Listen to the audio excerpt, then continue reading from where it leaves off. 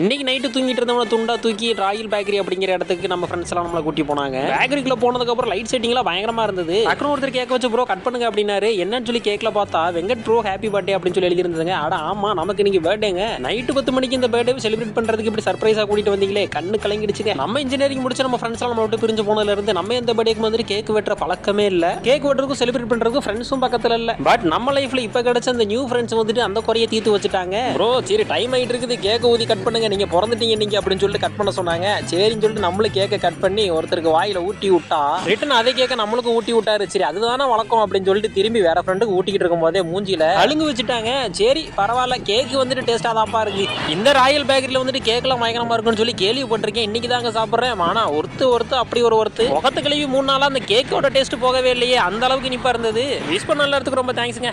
என் மூஞ்சில ஒருத்தர் நலங்கு வச்சிட்டான், உடனே கிளம்பி வா. ஆமா.